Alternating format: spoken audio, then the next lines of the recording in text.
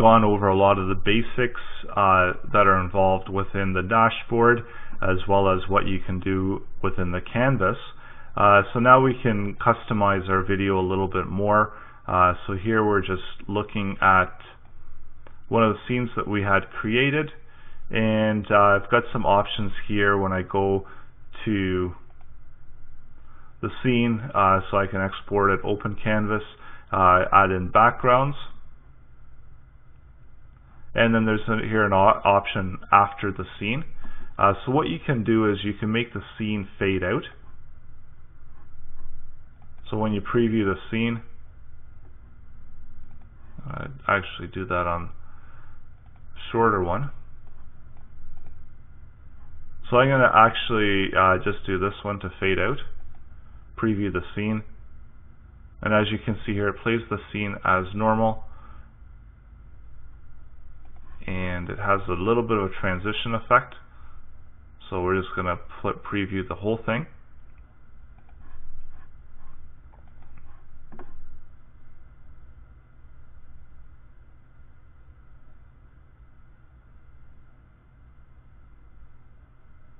And you can see that little transition effect where it faded out.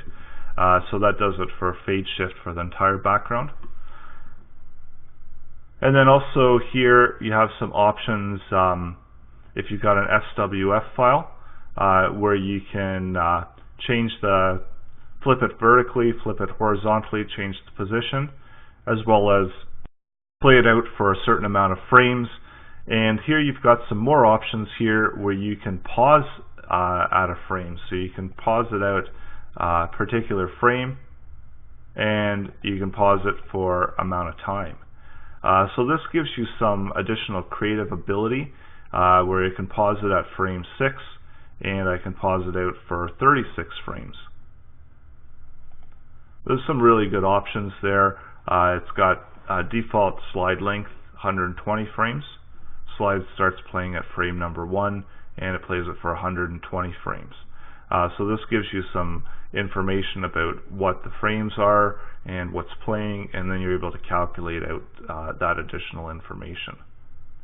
So slide here, we see that our background, the one that we've added, we can add the background here as well to the gallery, browse, or we could simply remove it.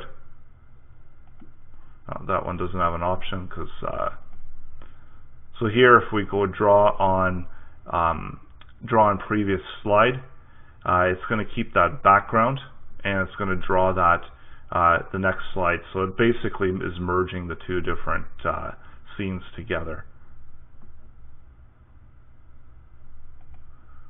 And then here we have an action before.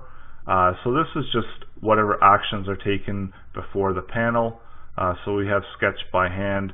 We're able to customize the hand that's being used.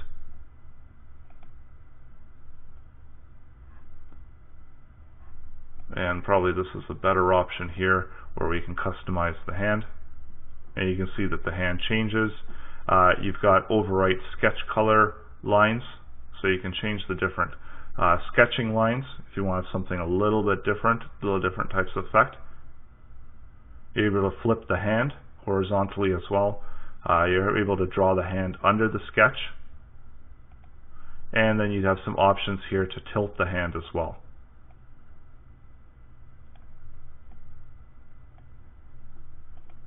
So this direction stuff is if you're fading in or flying out.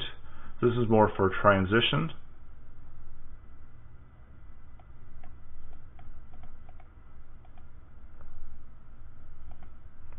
So fly in by hand. So we're just going to select the down direction,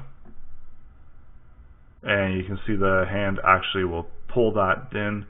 It's going to remove that delay, change the action duration, so it's a little bit quicker. So now we can see that I'm going to preview the scene. See the hand pulls it in. So it's actually not drawing it out. There's no sketching because it's fly in by hand.